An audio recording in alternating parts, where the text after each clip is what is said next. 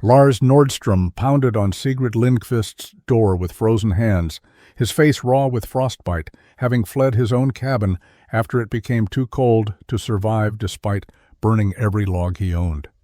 Inside the tiny structure the entire community had mocked as too small to be useful, Sigrid sat comfortably at 13 degrees above zero, while the blizzard outside raged at 42 below.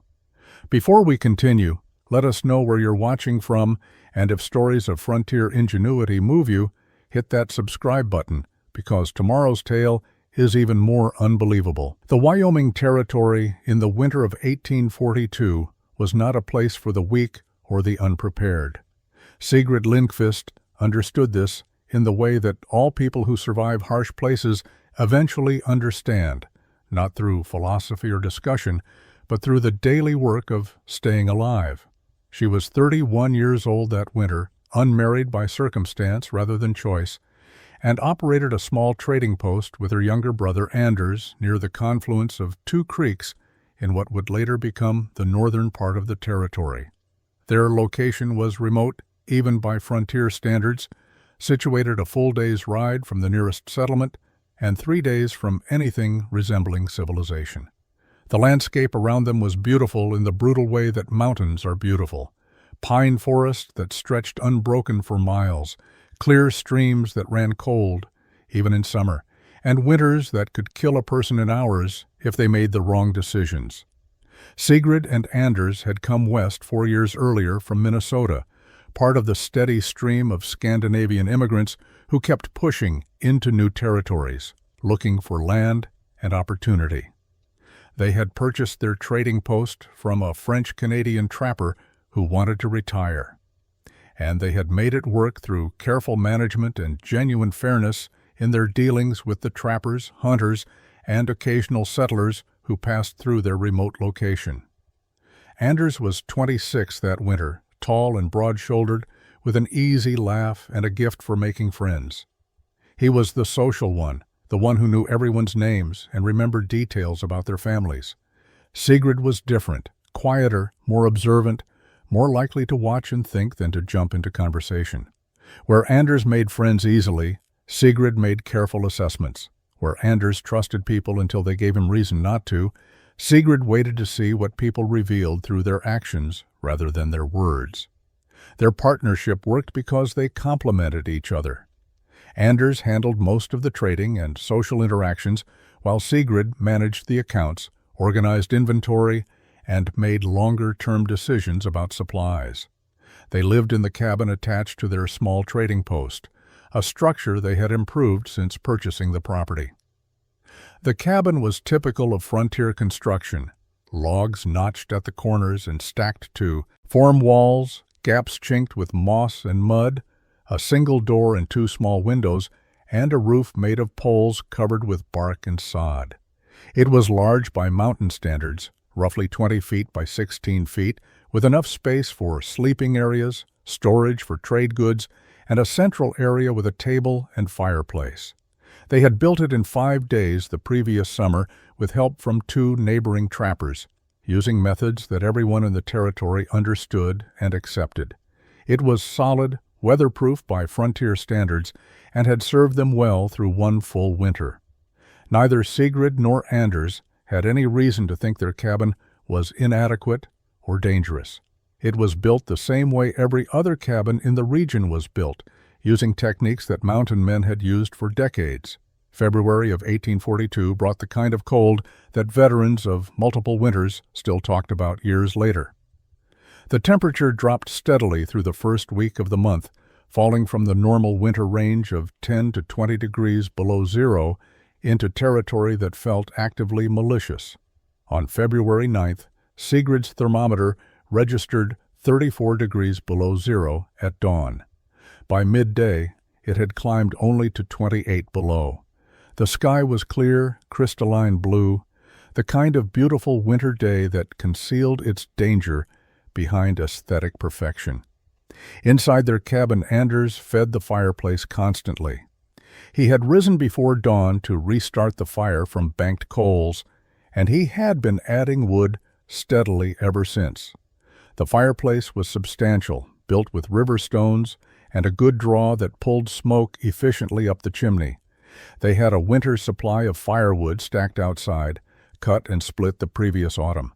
There was no shortage of fuel. Anders burned logs steadily, keeping flames high, maintaining what should have been adequate heat for their space. But the cabin remained dangerously cold. Sigrid could see her breath even sitting 5 feet from the fire. The water bucket near the door had frozen solid despite being inside. The gaps between the logs, chinked though they were, seemed to leak cold air continuously. She could feel drafts moving across the floor, swirling around her ankles, even when she sat wrapped in blankets. The walls themselves seemed to radiate cold inward, as if the logs had absorbed the exterior temperature and were conducting it directly into their living space. Anders kept working, kept moving, kept feeding the fire. He made jokes about the cold, laughed about how they would tell stories about this winter for years to come. But Sigrid watched him carefully and saw things that worried her. His face was flushed red despite the cold. His movements had become slightly clumsy, less coordinated than normal. His speech was beginning to slur just slightly, words running together in ways that wouldn't be noticeable to someone who didn't know him well. She recognized hypothermia setting in. She had seen it before in a trapper who had fallen through ice and made it back to their post, but died anyway, despite being wrapped in blankets near their fire. The body's core temperature dropping, the mind becoming confused, the systems beginning to shut down, even while the person insisted they felt fine. Anders insisted he felt fine. He was just tired, he said, just needed to rest for a bit. Sigrid made him eat. She heated soup and made him swallow it, watched him struggle with the spoon. She wrapped him in every blanket they owned. She built up the fire until flames roared in the fireplace, consuming wood at an unsustainable rate. She lay down beside him, sharing body heat, talking to him to keep him conscious. The night stretched endlessly. The thermometer dropped to 38 below. Inside the cabin, despite the massive fire, despite every effort, the temperature remained brutally, impossibly cold. Anders's breathing became shallow. His skin took on a grayish tone, and sometime in the hours before dawn, while Sigrid held him and talked to him and begged him to stay awake, he simply stopped responding.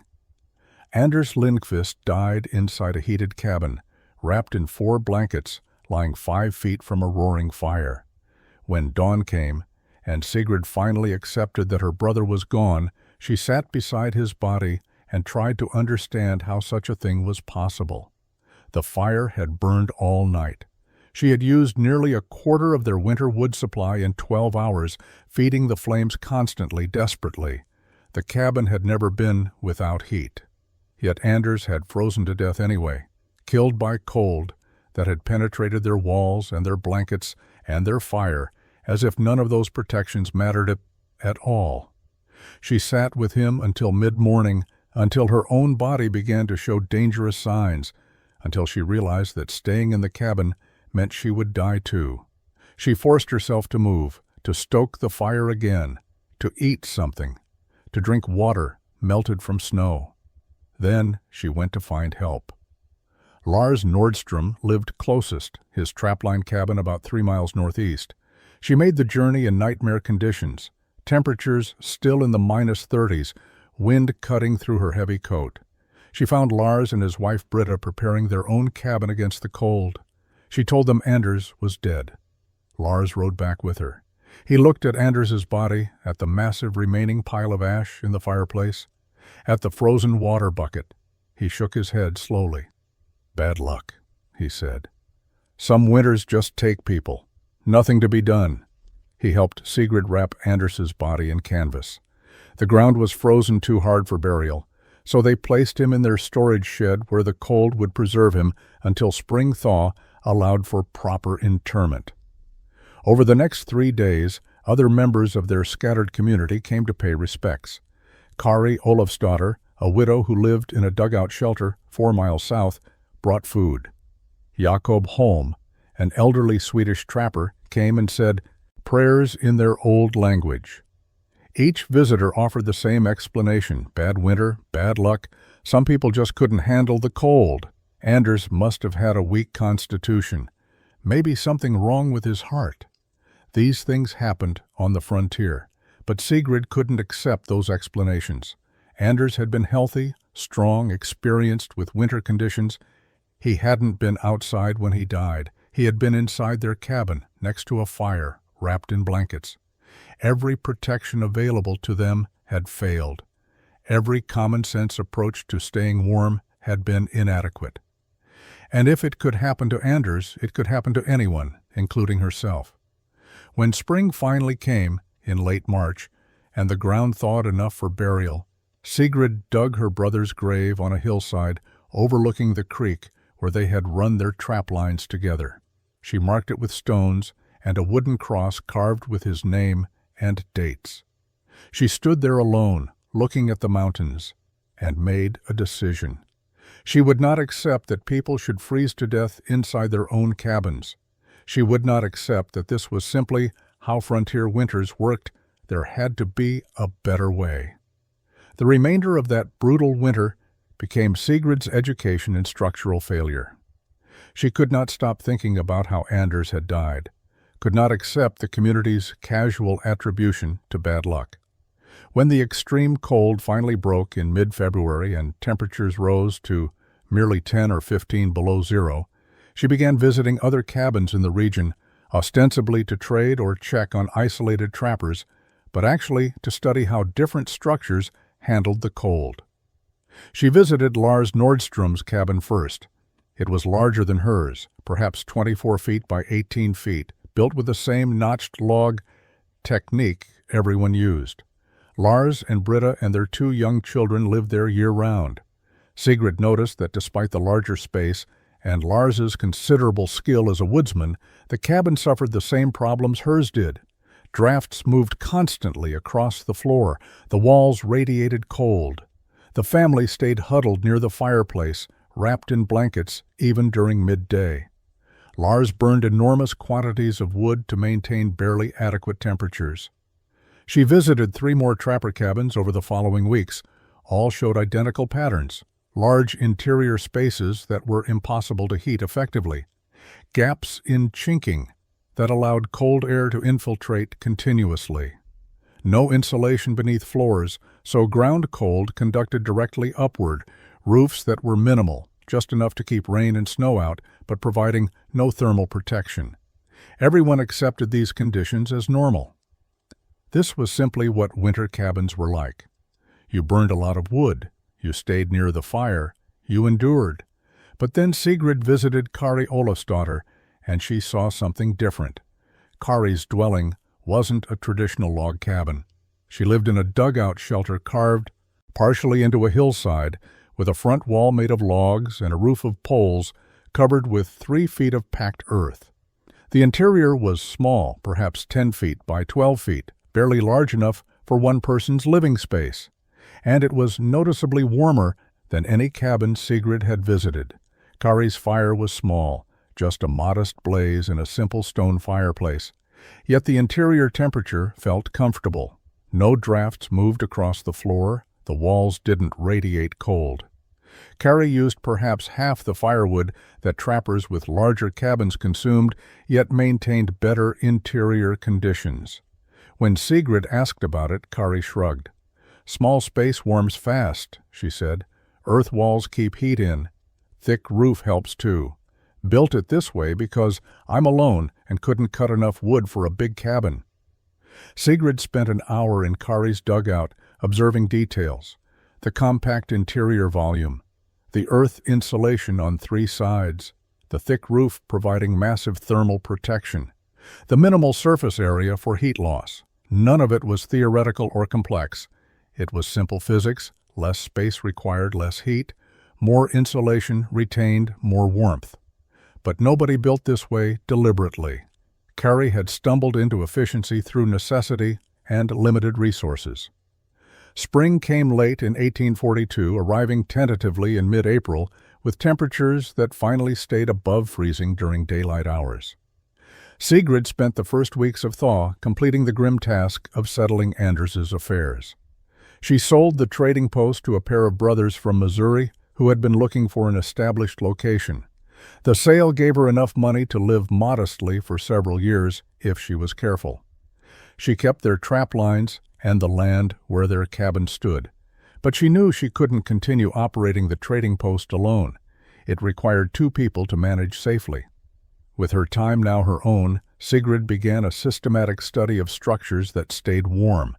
She visited Kari Olafsdottir's dugout repeatedly, measuring dimensions, examining construction details, asking questions about firewood consumption and interior temperatures during the worst cold.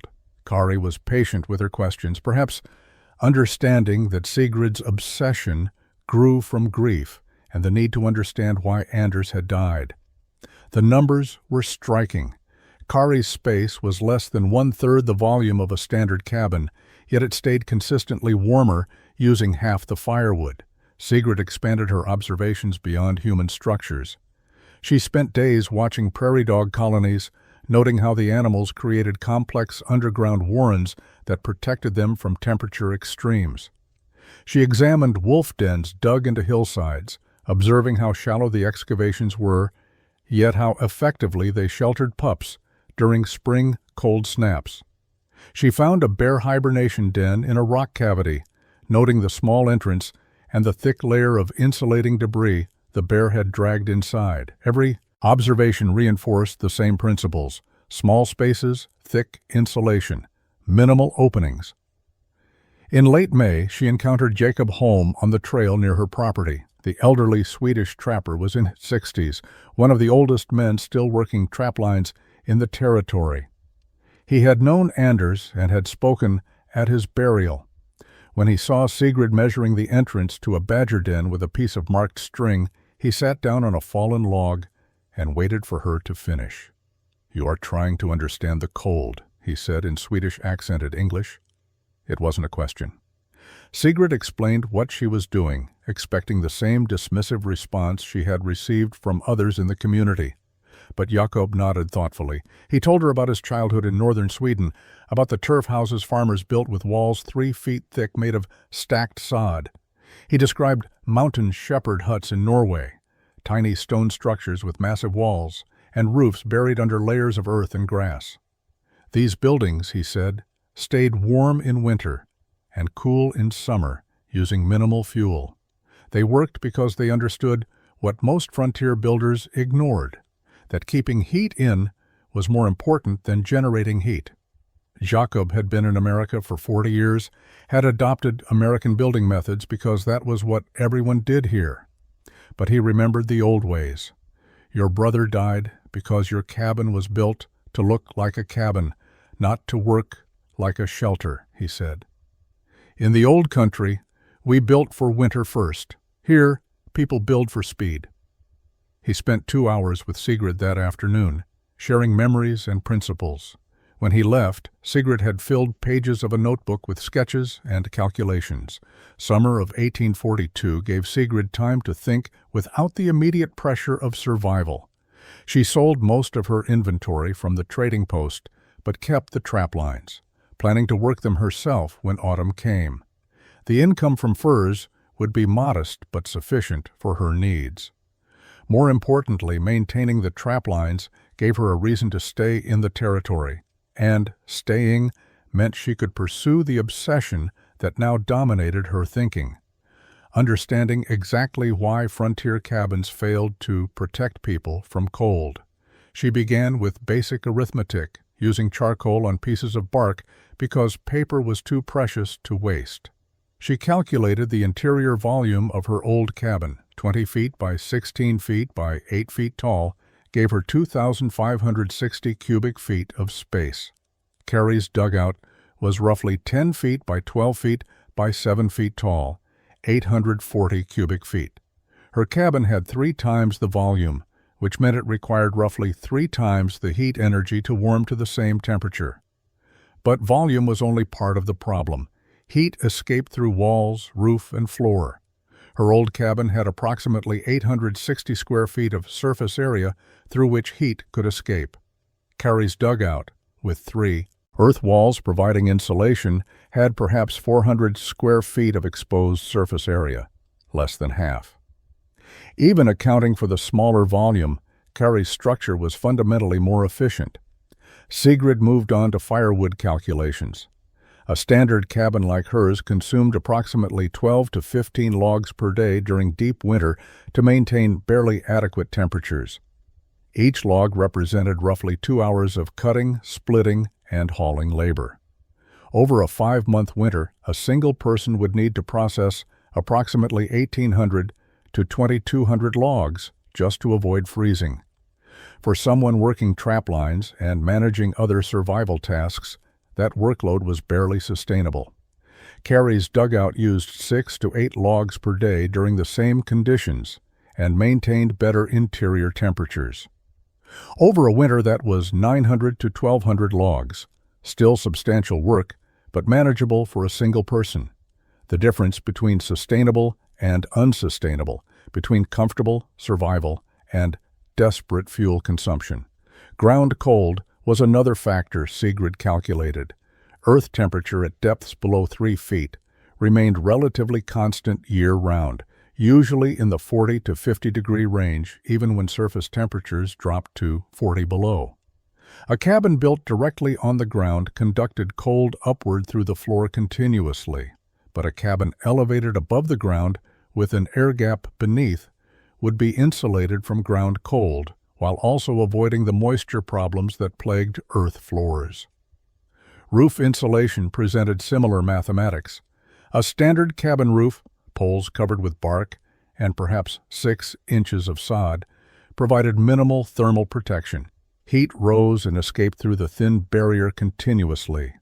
But a roof with 18 to 24 inches of earth and sod would create a thermal mass that absorbed heat during the day and radiated it back into the cabin at night, while also providing massive insulation against exterior cold.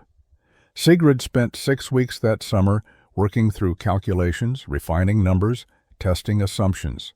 She visited other cabins and measured dimensions, observed firewood consumption, talked to residents about interior temperatures. Every data point confirmed her growing understanding. Frontier cabins were built using methods that prioritized speed and tradition over thermal efficiency, and people died as a result.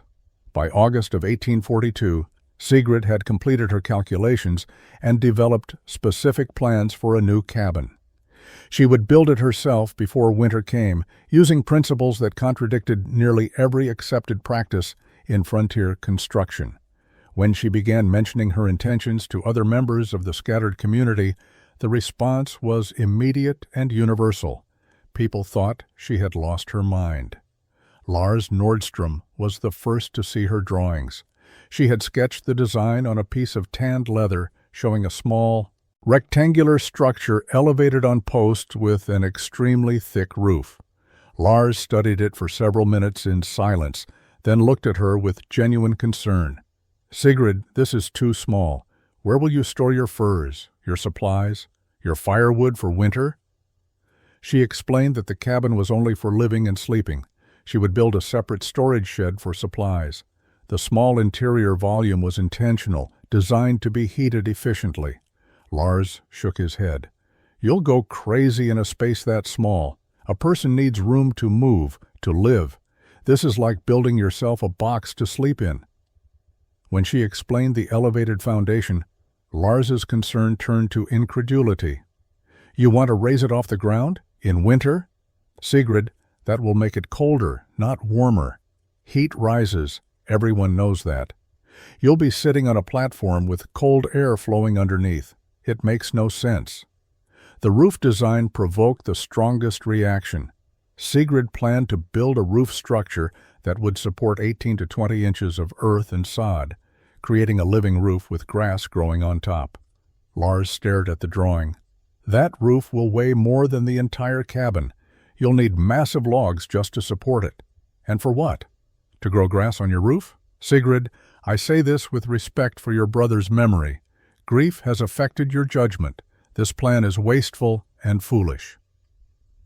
Other responses were similar. When Sigrid mentioned her plans to trappers who stopped by to check on her, they offered sympathy mixed with concern. Building any cabin alone was difficult for a man and nearly impossible for a woman. Building this particular design, elevated, tiny, with a massive roof, seemed like evidence of mental breakdown. People began talking among themselves, wondering if someone should intervene, if Sigrid needed to be convinced to move back to Minnesota, where her family could care for her. Kari Olafsdottir had a different reaction. When Sigrid showed her the plans, Kari studied them carefully and nodded slowly. "You are building something like my dugout, but above ground instead of below." She traced the thick roof line with her finger. "This will work, but they will mock you for it." "They already mock me," Sigrid said. "Let them. I will not freeze to death in a cabin built the way everyone says is correct." Jakob Holm visited in late August and examined her plans with the seriousness of an engineer reviewing specifications. He suggested modifications, deeper post foundations to prevent frost heave, clay mixed with straw for the roof layer instead of just earth, a small covered porch to create an airlock entrance. But he endorsed the core concepts. "This is good thinking," he said. "This is how we should have been building all along." Sigrid began construction in early September of 1842, starting with the foundation that would draw the most sustained mockery from her neighbors. She selected a site on high ground about 50 yards from where her old cabin stood, on a slight rise with good drainage and clear sight lines in all directions. The location meant she would have to haul water uphill from the creek, but it provided protection from flooding and allowed her to see anyone or anything approaching. She spent the first week selecting and cutting logs for the foundation posts. The work was brutally difficult. Each post needed to be 8 to 10 inches in diameter, straight, and at least 6 feet long. She needed 12 of them, 4 for each corner cluster and 4 for midspan support. She cut them from standing dead timber that had already seasoned, dragged them to her building site using a rope harness, and stripped them completely using a draw knife borrowed from Jakob Holm. The post placement required precision she hadn't needed for her previous cabin. She marked the perimeter of her structure 12 feet by 14 feet, smaller than any habitable cabin in the territory. Using string and stakes, she ensured the corners were square and the dimensions exact. Then she began digging post holes, each one 3 feet deep below the frost line that Jacob had warned her about. The digging took 5 days. The soil was a mix of clay and rock, requiring hours of work for each hole. She set the posts in pairs at each corner and singly at midspan points. Each post was tamped with rocks and gravel, creating a solid footing that wouldn't shift or heave when the ground froze. Then came the part that made passing trappers stop and stare. She cut the posts level at exactly 2 feet above grade, creating a platform that would suspend her cabin floor well above the ground. Lars Nordstrom rode by during this phase and stopped to watch her working. "You are really doing this," he said, not quite a question. "I am." "Sigrid, winter air will flow under that floor. You will freeze from below. Ground keeps some heat even in winter. You are cutting yourself off from it." She straightened from her work, wiping sweat from her face. "The ground at the surface freezes solid. It radiates cold upward through any floor built directly on it. The air beneath my floor will be trapped still. Still, air insulates. Moving air steals heat, but I will enclose the foundation perimeter with vertical planks to prevent wind from flowing through." Lars looked skeptical, but said nothing more. Over the following days, other community members stopped to observe her progress. Some offered help, which she politely declined. This was her project, her test of principles she had calculated and believed in. If it failed, the failure needed to be hers alone. If it succeeded, she needed to know exactly why it worked so she could explain it to others. By the end of September, she had completed the elevated platform, laying floor joists across the foundation posts and covering them with split planks hunned flat on one side. The result was a level platform 2 feet above the ground, solid enough to support the structure she planned to build on top of it. It looked absurd, a wooden deck standing in the middle of nowhere, waiting for a cabin that everyone said was too small to be useful. October brought the first hard frosts, and Sigrid worked with increasing urgency to complete her cabin before snow made construction impossible. The wall construction phase revealed the full extent of her departure from standard building practices. Where most cabin builders simply used whatever logs were convenient, cutting them roughly to length and stacking them with minimal preparation, Sigrid approached each log as a precision component in an engineered system. She spent 3 full days selecting trees for her walls. She walked through the forest surrounding her property, marking specific pines that met her requirements. Straight trunks with minimal taper, approximately 10 to 12 inches in diameter, free from major knots or rot. She needed 32 logs total for walls that would be only 7 feet tall, shorter than standard cabins, but adequate for a single occupant. The reduced wall height saved materials while also reducing the surface area through which heat could escape. After felling and limbing each tree, she used her draw knife to strip every inch of bark. The process was exhausting and time-consuming. Each log required 4 to 6 hours of sustained work, shaving away bark and the cambium layer beneath until she reached solid wood. Her hands developed calluses on top of existing calluses. Her shoulders ached constantly, but she persisted because she understood what others didn't. Bark created irregular surfaces and gaps that made tight fitting impossible. The logs had to be fitted with precision that seemed excessive to anyone watching. Sigrid would set a log in place, mark where it contacted the log below, then remove it and use her draw knife to shave the contact surface until the fit was nearly perfect. She tested each joint by trying to slide a knife blade between the logs. If the blade entered more than a 1/4 inch, she removed the log and continued shaping. Lars Nordstrom stopped by during this phase and watched her reject a log she had already shaped for 2 hours, deciding the fit wasn't adequate. "Sigrid, that log is fine. The gap will be chinked anyway. You are wasting time." "Chinking fails," she said, not pausing in her work. "It dries, it cracks, it falls out. The tighter the logs fit, the less the chinking matters. At this rate, you will still be building when snow flies. Then I will build in the snow."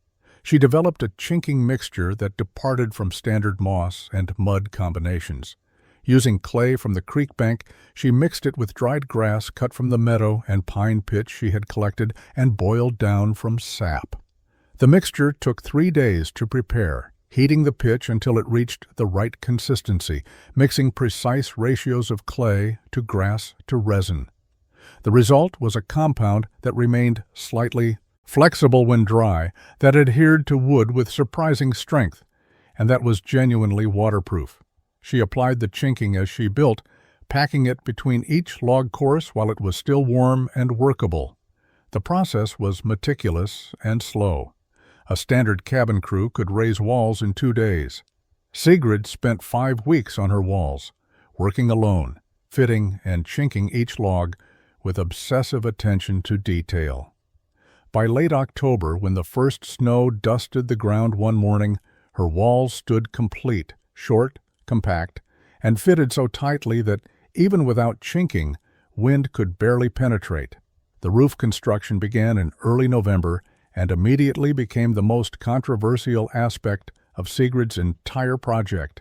Standard frontier cabin roofs were simple utilitarian structures, ridge poles spanning the width of the cabin, smaller poles laid perpendicular across them, covered with bark, and perhaps 6 inches of sod to provide basic waterproofing.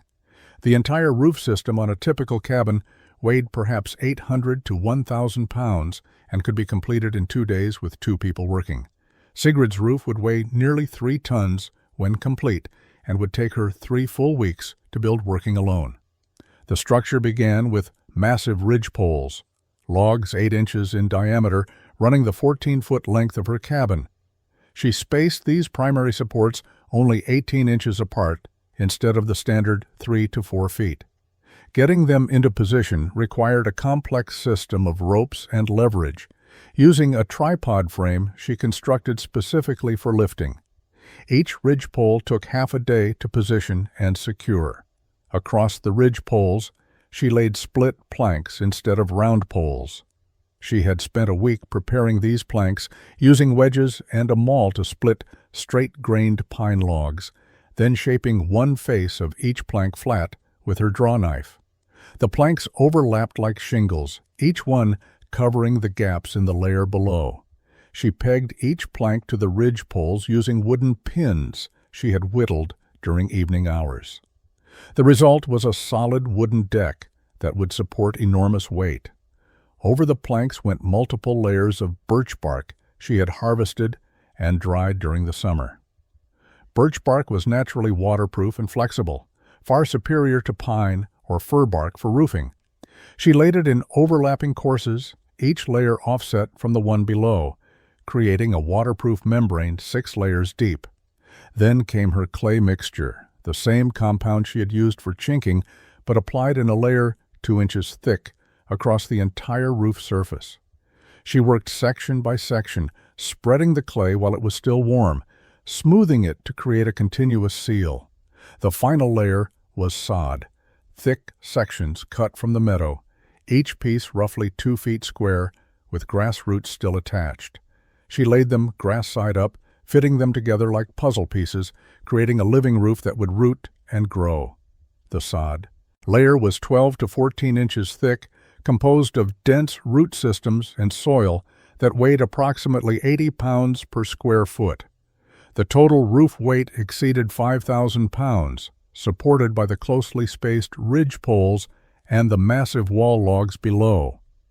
Lars Nordstrom visited during the final days of roof construction and stood looking up at the structure with obvious disbelief. "That roof is heavier than 3 normal cabins. Why would you do this?" Sigrid was tamping sod into place, her hands black with soil. "The earth holds heat. During the day, sun warms it. At night, it releases that warmth back into the cabin. It also insulates 18 inches of earth and sod, stops heat from escaping upward. It is wasteful, all that work for a roof on a cabin barely bigger than a storage shed." "We will see," Sigrid said. "When winter comes, we will see which cabin is wasteful." December arrived with light snow and temperatures dropping into the range that Sigrid remembered from the previous winter, the cold that had killed Anders.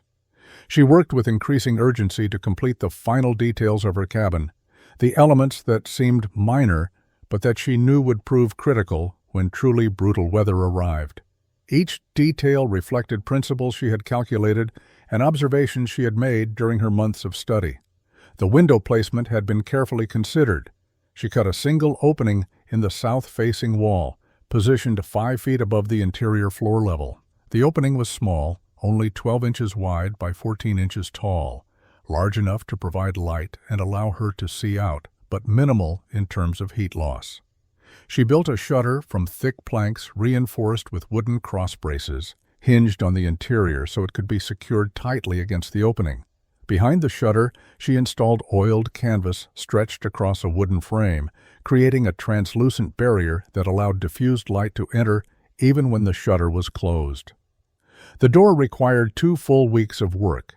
She built it from planks 3 inches thick, fitted together using tongue and groove joinery she had learned by studying the door on an abandoned trading post 20 miles south.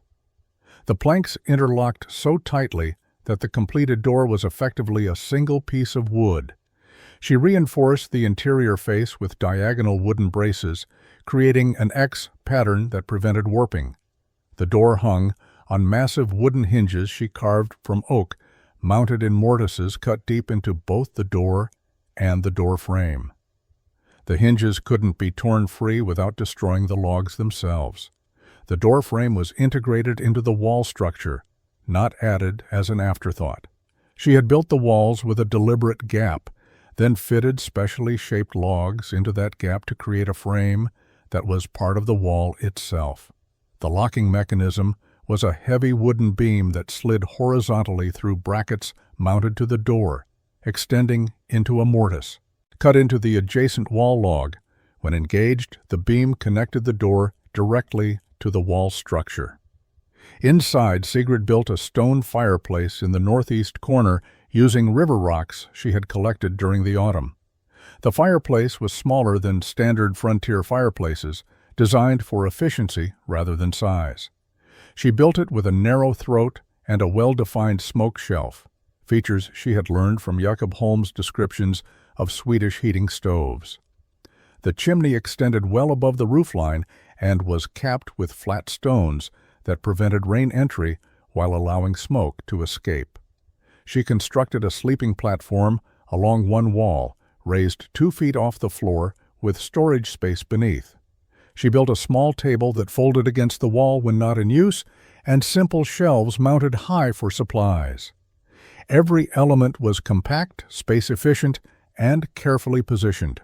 The completed interior measured 12 feet by 14 feet by 7 feet tall, 1,176 cubic feet of volume, less than half the space of her previous cabin. By mid-December, the cabin was complete.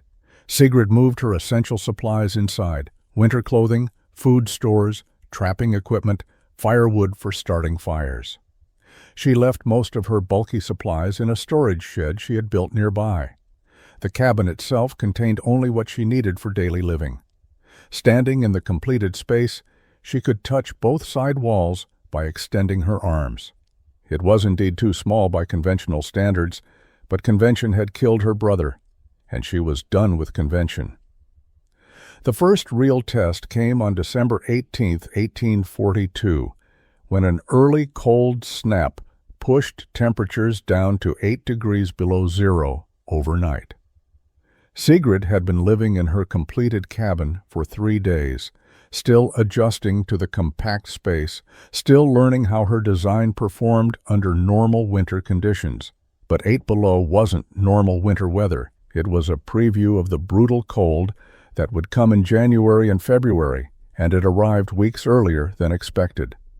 She woke before dawn, her breath visible in the cold air, and immediately began her morning routine. The fireplace still held coals from the previous evening, banked carefully before she slept. She added kindling, blew gently until flames appeared, then added 3 split logs. Not the massive fire she would have built in her old cabin, just 3 logs, each about 8 inches in diameter and 18 inches long. She had measured and recorded everything during her first days in the cabin, establishing baseline data for future comparison. Within 20 minutes, the interior temperature had risen noticeably. Within an hour, the cabin felt comfortable enough that Sigrid removed her heavy outer coat and worked in just her wool dress and sweater. She hadn't expected the space to warm so quickly. The small volume meant there was simply less air to heat, but the rate of warming exceeded even her calculations. By mid-morning, with the fire reduced to a moderate burn, her thermometer registered 42 degrees, cold by the standards of a house in the east, but remarkably warm for a frontier cabin in 8 below weather.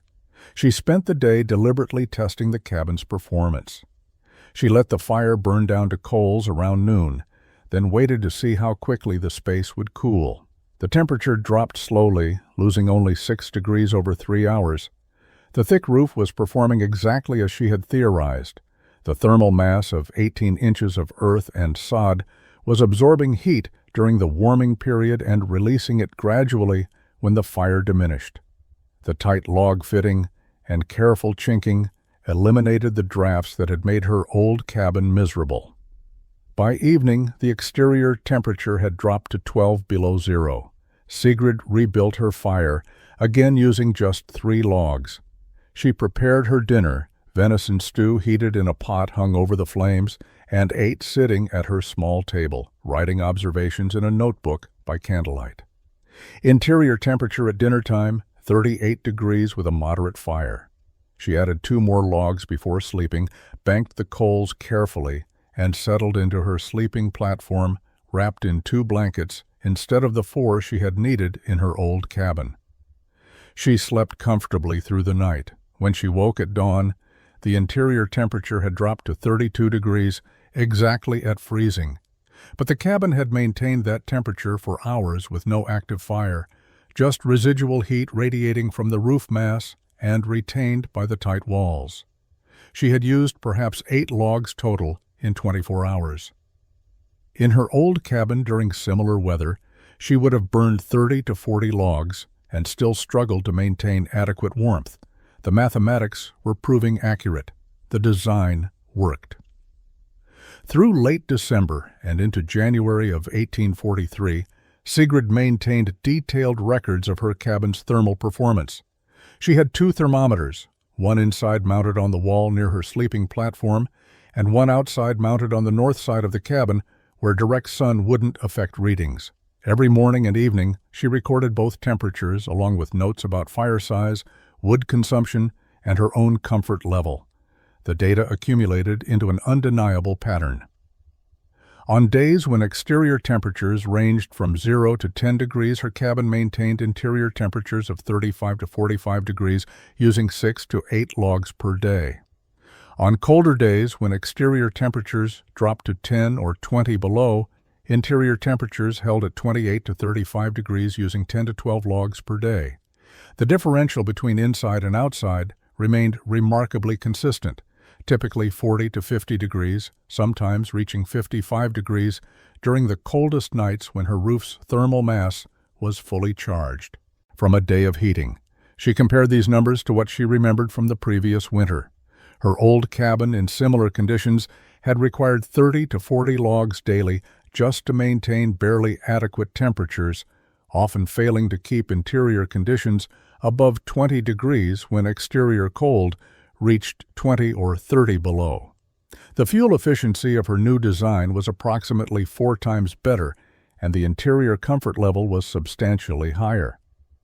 The elevated foundation performed better than she had hoped.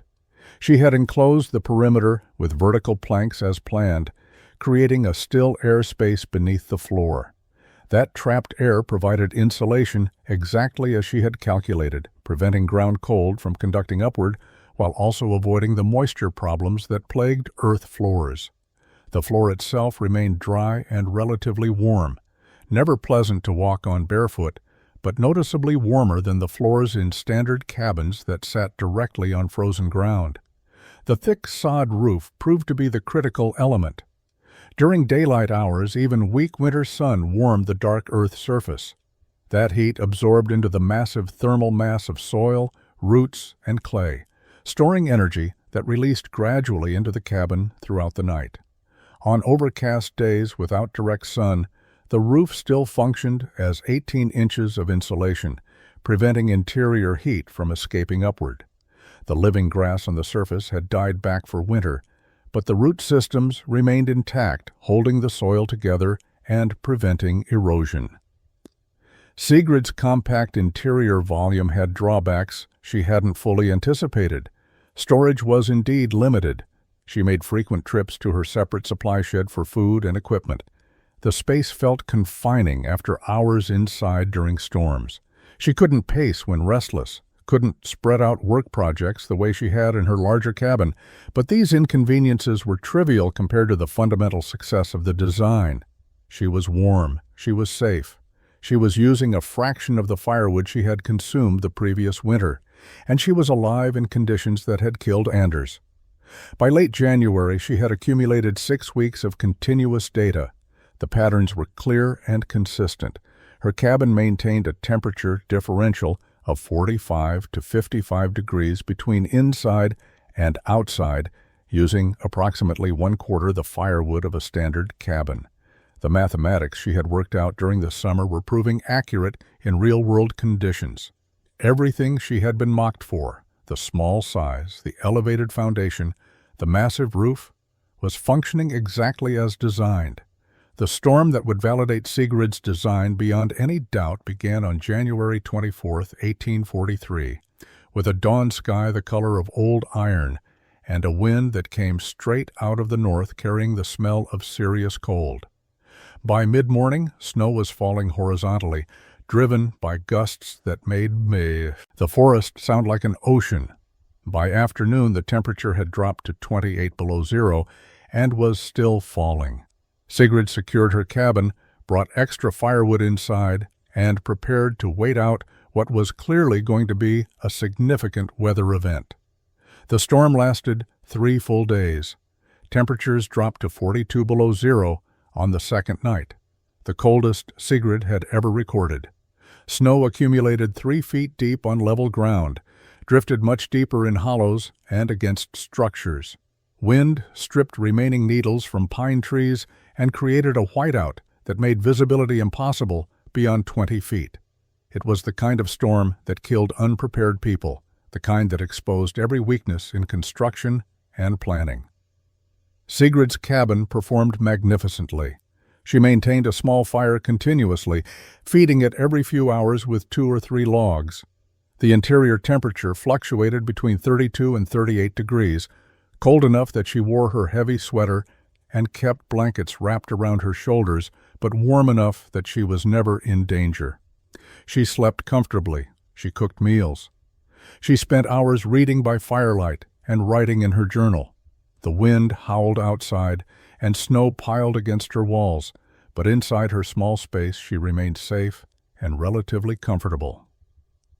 3 miles away, Lars Nordstrom was fighting for his family's survival. His large cabin, built using standard methods with notched logs and minimal roof insulation, was losing the battle against the cold.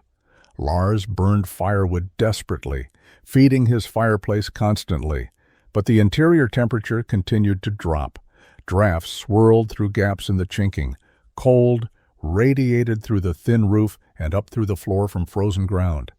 His wife Britta and their 2 children huddled near the fireplace, wrapped in every blanket they owned, and still they shivered.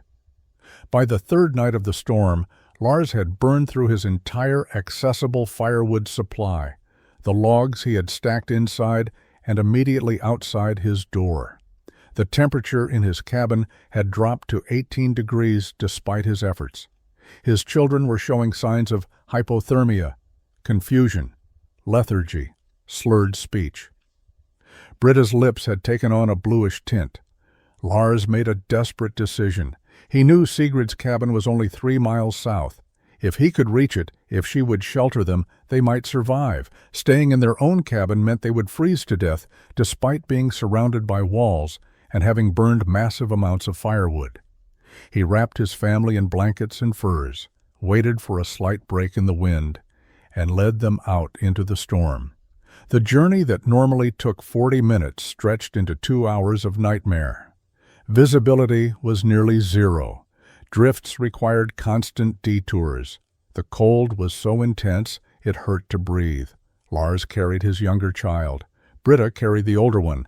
They stumbled through the forest, following a route Lars knew by memory, praying they wouldn't get lost in the whiteout. Sigrid heard the pounding on her door around 9 o'clock on the 3rd night of the storm. The sound was desperate, irregular, the kind of frantic hammering that meant emergency. She grabbed her rifle and moved to the door.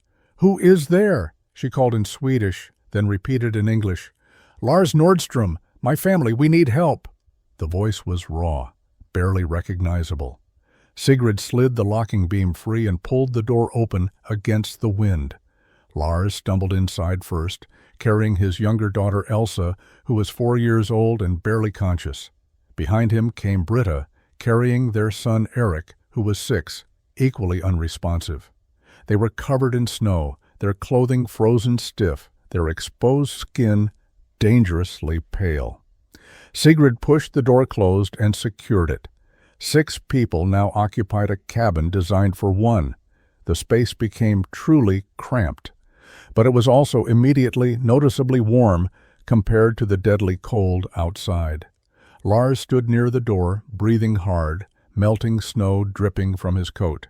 Sigrid efficiently removed the frozen outer layers from both children, while Britta shed her own ice-crusted coat with shaking hands.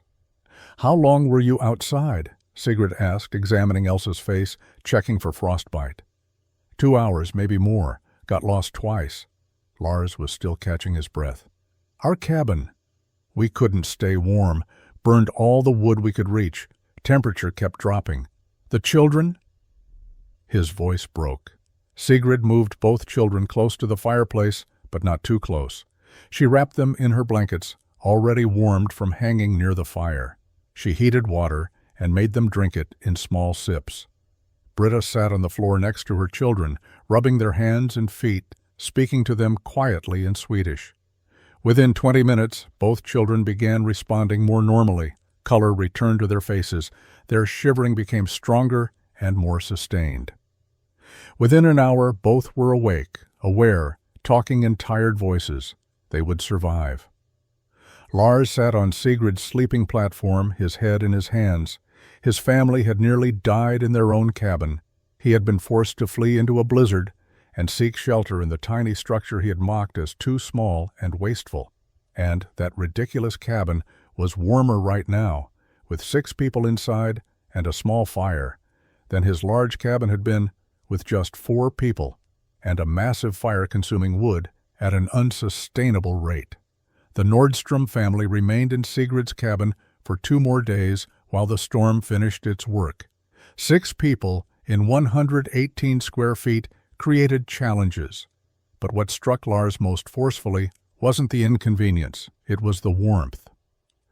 Sigrid maintained the same small fire she had been using when alone, adding perhaps 2 extra logs per day. The interior temperature remained steady at 35 to 38 degrees throughout the remainder of the storm. Outside, temperatures stayed at 35 to 40 below zero. Lars watched everything with the attention of a man whose assumptions had been violently overturned. He observed how the compact space warmed quickly and cooled slowly. He noticed the complete absence of drafts. He felt the floor, noting that, despite being elevated, it was warmer than the earth floor in his own cabin. He looked up at the ceiling, understanding for the first time that the massive roof wasn't wasteful, but a thermal battery. On the second evening, Lars asked Sigrid to explain exactly what she had done and why. She walked him through the principles systematically. The small interior volume meant less space to heat. The tight log fitting eliminated air infiltration. The elevated foundation prevented ground cold conduction. The thick sod roof provided both insulation and thermal mass. "How much wood are you using?" Lars asked. "Per day, on average?" 8 to 10 logs during normal cold, 12 to 14 during extreme cold like this storm, perhaps 16 today with all of us inside. Lars was silent for a long moment. "I was burning 30 to 40 logs per day before the storm. During the storm, I burned through 50 logs in 2 days, trying to keep warm enough to survive. And it wasn't enough. Your cabin is too large for the amount of insulation it has. You are trying to heat a space 3 times this size with walls that leak air and a roof that lets heat escape continuously. Everyone builds that way. Everyone builds quickly. They build using tradition. They do not build to understand heat." Sigrid fed another log into the fireplace. "I built to keep my brother's death from being meaningless. I built to understand why he froze inside a cabin, next to a fire. This is what I learned." Lars nodded slowly. "When this storm ends, I need to understand everything you did, because I cannot go through another winter in a cabin that nearly killed my family." Spring of 1843 brought the thaw, and with it, a quiet revolution in frontier construction methods. Lars Nordstrom didn't announce his intentions publicly or make a show of his changed perspective. He simply began asking Sigrid detailed questions about her building techniques. He measured her cabin carefully, noting dimensions and proportions. He examined her log fitting, her chinking mixture, her roof construction. He asked about the elevated foundation, about thermal mass, about the principles that made her design work when traditional methods failed. By late May, Lars had begun building a new cabin for his family. It wasn't a copy of Sigrid's design. His family needed more space than her compact structure provided, but the principles were identical. He built an elevated foundation using the post system she had developed. He selected logs carefully and fitted them with obsessive attention to gaps and chinking. He built a roof structure strong enough to support 20 inches of earth and sod. creating the thermal mass that made such a difference during extreme cold. His cabin was larger than Sigrid's, perhaps 16 feet by 20 feet, but it was still much smaller than his previous structure and incorporated all the thermal efficiency principles she had demonstrated. Kari Olafsdottir visited Sigrid in June and asked permission to bring 2 other families to see the cabin and learn the building methods. Both families were newcomers to the territory, planning to build before winter, wanting to avoid the mistakes that killed people every year. Sigrid welcomed them and spent an afternoon explaining her design decisions, her calculations, the physics that made small and well-insulated superior to large and drafty. She shared her chinking mixture recipe, her roof construction sequence, her foundation techniques. She answered every question with the patience of someone who understood that knowledge shared was lives saved. By August, 3 new cabins were under construction in the scattered community, all incorporating elements of Sigrid's design. None were identical to hers.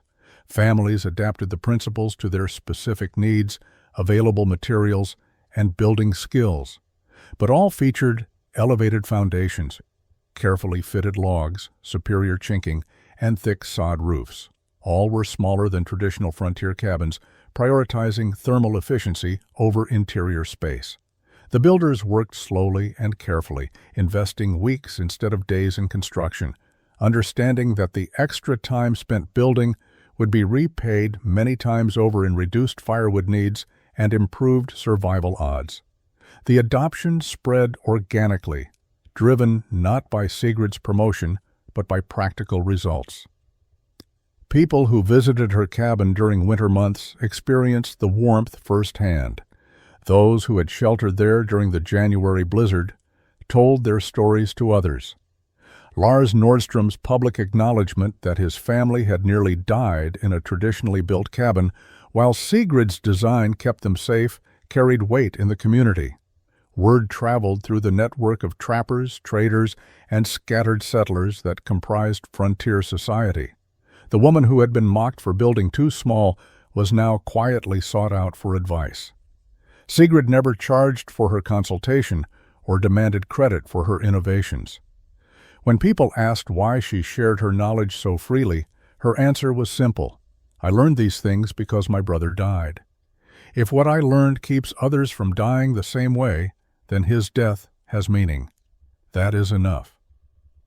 By autumn of 1843, 7 cabins built using her principles stood scattered across the northern Wyoming territory, ready to face the coming winter with foundations, walls, and roofs designed to understand and retain heat rather than simply to look like cabins were supposed to look. Winter of 1843 to 1844 validated what Sigrid's design had promised. Families living in cabins built using her thermal efficiency principles reported dramatic reductions in firewood consumption combined with significantly improved interior comfort. Lars Nordstrom's family used less than half the firewood they had consumed previously, while maintaining interior temperatures 10 to 15 degrees warmer. More importantly, no one froze to death that winter in the scattered community that had begun calling itself Clearwater Settlement. By 1850, compact winter cabins with elevated foundations and thick sod roofs had become standard construction across northern Wyoming territory and into southern Montana. Trappers building remote line cabins used the techniques. Settlers establishing homesteads incorporated the principles. The specific details varied, but the core concepts remained consistent: small, tight, well-insulated structures that understood thermal efficiency. The origins of these building methods became obscure surprisingly quickly. By the mid-1850s, most people had no idea where the techniques originated. They were simply how we build in cold country, or old Swedish methods. Sigrid's name was occasionally mentioned by older residents, but to newcomers, she was just another pioneer woman from the early years.